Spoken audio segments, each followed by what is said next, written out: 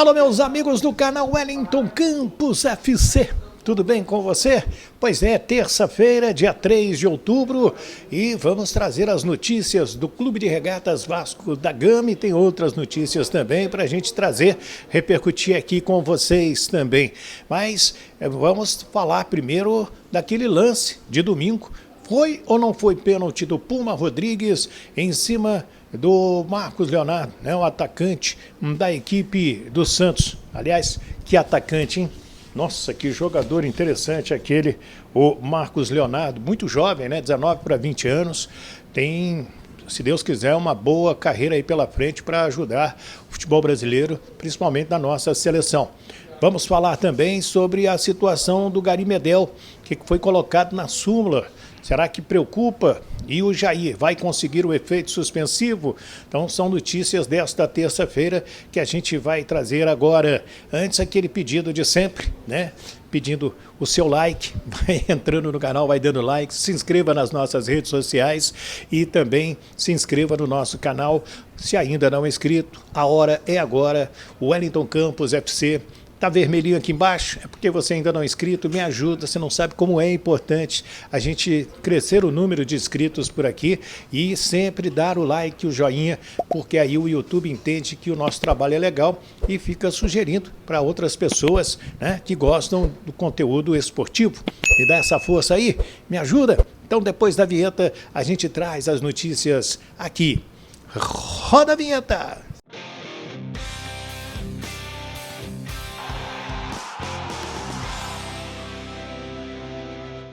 Muito bem, minha gente. Pois é, o Vasco retorna à zona de rebaixamento após o empate de ontem do Botafogo 1-1 com a equipe do Goiás. Torcedor brabo aí com o técnico Bruno Lage. Até recebi uma frase muito legal. Bruno Lage subiu no telhado, né? Tem gente torcendo para a saída dele, porque corre o risco aí o Botafogo de pagar um mico se não for campeão brasileiro, depois de uma campanha sensacional, brilhante. Ah, Wellington, tem uma vantagem maravilhosa. Tem sim, mas você sabe como que é. Não pode dar mole, principalmente no Brasileirão. Deixa eu trazer, então, a comissão de arbitragem da CBF faz aquele programa que analisa, né, as marcações de pênaltis, marcações polêmicas da arbitragem, se acertou, se errou. E eu peguei no vídeo, então, da CBF, o Wilson Seneme, que é o presidente da comissão, e o Péricles Bassols, que é o gerente de VAR, falando sobre o pênalti marcado contra o Vasco pelo árbitro Anderson Daronco no jogo de domingo, lá na Vila Belmiro. Os dois analisaram. Assiste aí. Nós vamos analisar agora o jogo Santos e Vasco da Gama, o pênalti marcado, né, através de uma revisão, né? E nós vamos tentar entender, fazer um pouco a analogia com aquela jogada do Flamengo e Bahia, que foi fora da área, porque elas foram muito parecidas. Muito quem parecido. Intercepta a trajetória de quem? Isso. É bastante interessante. Vamos analisar os áudios. Pode jogar, legal! Não! O toque que tem é normal! O Marcos deixa a passada dele, você joga a diagonal, a diagonal. Aqui. Tá checando. O toque que tem é normal! Dá de pressa. Ataque! Só na jogada, tá? Volta okay. Um pouco antes. Volta. Só bola! Vai. Fora da área. Fora da área, disputa. O Marcos dá uma retrasada na passada dele.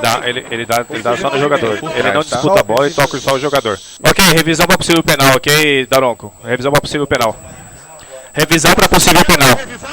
Sim, sugiro uma revisão para possível penal. Qual a imagem que você quer mostrar para ele? Vou te mostrar aqui, ok, Daronco? O movimento do preto que não joga a bola só atinge o branco.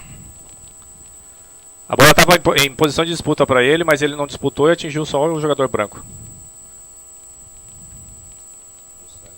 Te dá em velocidade normal e outro ângulo, se você precisar. Já está em velocidade normal, tá? Ok, me dá uma câmera aberta para eu ver a tática.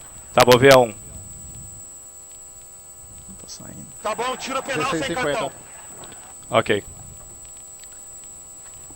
Boa. Muito bem, mais uma vez, as questões de regra 12, né? A interpretação do Daronco no visual que ele tem de jogo, ele fala que o jogador atacante deixa a perna para ser atingido, né? E a análise é exatamente essa. Ponto 1, quem chega primeiro na bola, quem toca a bola, Ponto 2. Se o atacante busca o contato ou deixa a perna para o contato, ou se o defensor interrompe a trajetória do atacante. E se ele interrompe a trajetória do atacante com contato físico, e esse contato é suficiente para derrubar, ele passa a ser imprudente.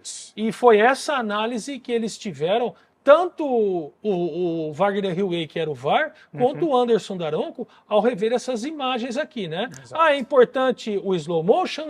Porque aqui, se você voltar, Juliano, para mim, né? Voltar um pouquinho, a gente vê claramente que primeiro quem joga a bola, né, Gil?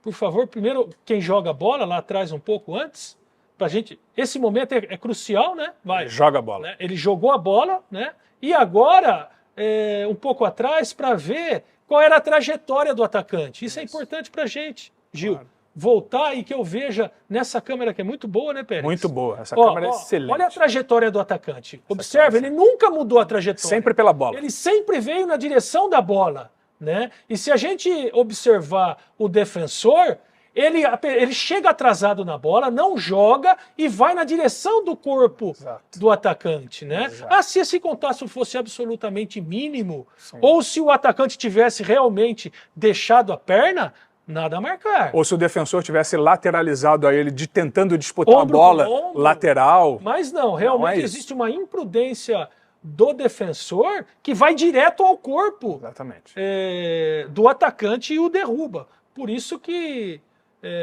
eles interpretaram dessa maneira e estão respaldados ali, né, pelo texto da regra. Podia até colocar o texto da regra pra gente, Juliano, onde diz lá das imprudências, né? Novamente, só para a gente embasar o que os árbitros tiveram em relação a essa disputa dentro da área, né? Quem chega primeiro, se existe imprudência, contato suficiente para infração. Aqui os tiros livres, a imprudência, a gente volta a dizer que os árbitros aqui interpretaram que o jogador demonstra falta de atenção, consideração e age sem precaução ao disputar a bola com o seu adversário. Pois é, no entendimento, então, do Wilson Seneme, presidente da Comissão Nacional de Árbitros, e também do Péricles Bassols, o gerente de VAR, a arbitragem marcou corretamente o pênalti, porque o Puma Rodrigues foi no corpo do adversário, o Marcos Leonardo, que estava o tempo todo visando a bola. E você, concorda ou não? Gerou uma polêmica danada esse pênalti aí, como também o pênalti do Flamengo e o pênalti marcado contra o Grêmio Porto Alegrense. Trouxe esse trecho aí para que você analisasse junto com a gente se houve ou não o pênalti. Ainda a respeito desta partida, na súmula, o Anderson Daronco escreveu o seguinte, que expulsou o Gary Medel por empurrar 2 adversários na confusão.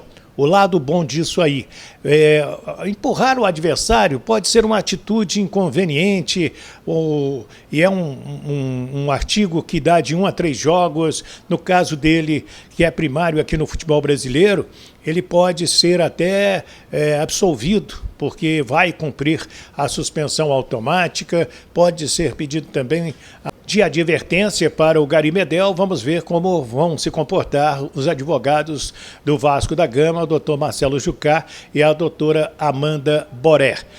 E tem também o pedido de efeito suspensivo para o Jair, que levou 4 jogos de suspensão no julgamento de ontem. Ao dar uma cotovelada no adversário, o jurídico do Vasco não conseguiu desclassificar para o artigo de ato de hostilidade, né? Então, vamos tentar agora um efeito suspensivo para que ele possa ficar já liberado para o jogo de sábado contra o São Paulo, às 18h30, com todos os ingressos vendidos. O Rossi ainda não volta, né? Está entregue ao departamento médico, Robson e também o Capasso, além de outros jogadores que estão lá no departamento médico, o Eric Marcos e o Gabriel Dias. De repente essa moçada ficaria à disposição para o jogo do dia 18 de outubro, diante do Fortaleza, também em São Januário.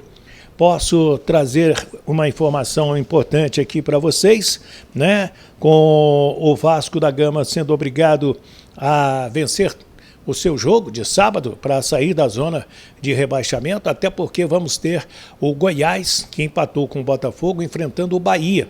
E os dois também brigam na parte baixa da tabela. Nos julgamentos desta semana, tem aí o Corinthians e Grêmio. O Corinthians pode perder mando de campo e ter multa.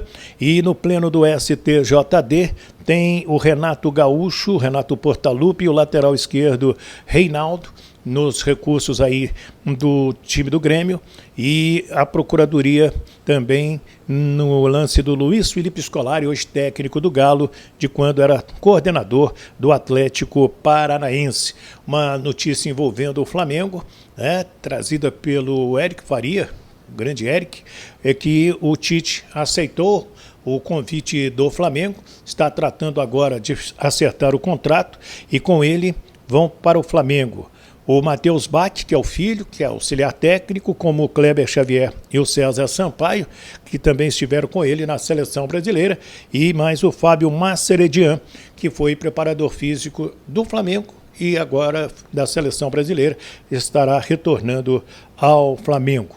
Sobre Fluminense e Internacional, grande jogo de amanhã no Beira-Rio. Todos os ingressos estão vendidos, expectativa de mais de 50 mil torcedores e recorde no Beira-Rio, que pertence hoje ao jogo Inter e River Plate desse ano. Aqui no Rio foi um empate em 2-2 e o Eduardo Cudê pode escalar o Inter com o Rocher, Hugo Malo, Vitão, Gabriel Mercado e René, Johnny Arangues, Maurício e Alan Patrick, Wanderson e Ener Valência. Já o Fluminense, o Fernando Diniz, pode colocar Fábio, Guga, Nino, Felipe Melo e Marcelo, André, Paulo Henrique Ganso, John Arias, Keno, John Kennedy e German Cano. Pode repetir a escalação do jogo da semana passada, quando do 2-2, sendo que o Samuel Xavier foi expulso naquele jogo.